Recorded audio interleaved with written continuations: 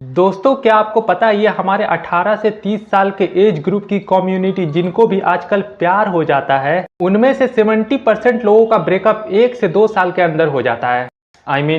इससे ज्यादा तो आजकल चाइनीज ब्रांड के फोन और पाकिस्तान की सरकार टिक जाती है। तो दोस्तों, जो भी रिलेशनशिप एक पॉइंट पे जाकर टूट जाती है, उसके पीछे मेनली ये 3 रीजन होते हैं। तो सबसे पहला रीजन आता है चीटिंग।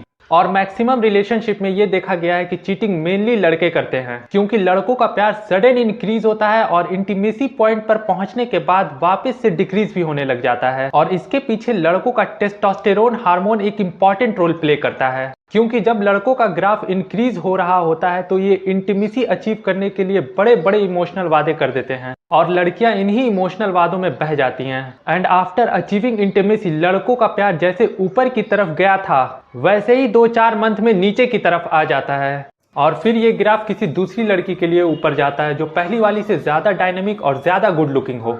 और जो पहली वाली होती है उनका कुछ ऐसा हाल होता है।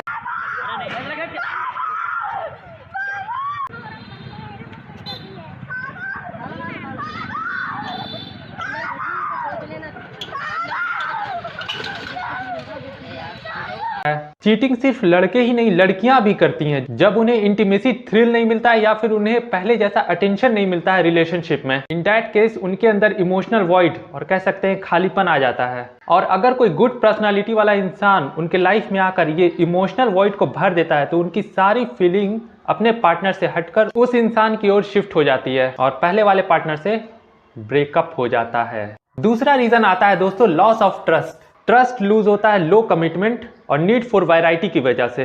कुछ लोग बाय मिस्टेक एक बार चीटिंग करते पकड़े जाते हैं तो अपने पार्टनर से माफी मांग लेते हैं और अपने रिलेशनशिप को बचाने के लिए फुल कमिटेड हो जाते हैं।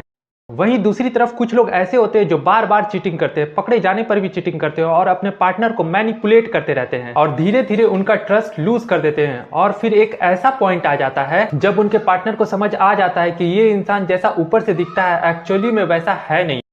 वो मुझको लग रहा था प्यार मेरा, वो जैसा लग रहा था वैसा था नहीं। और फिर ना चाहते हुए भी उन्हें अपने रिलेशनशिप का शटर डाउन करना पड़ जाता है। और तीसरा रीजन आता है दोस्तों मनी प्रॉब्लम। कुछ लोगों को ब्रांडेड चीजें कंज्यूम करने की और लग्जरी लाइफ जीने का बहुत शौक होता है और ऐसे लोग आते ही है रिलेशनशिप में सामने वाले इंसान का पैसा देख कर के हाँ ये इंसान मेरा लाइफ स्टाइल अफोर्ड कर सकता है।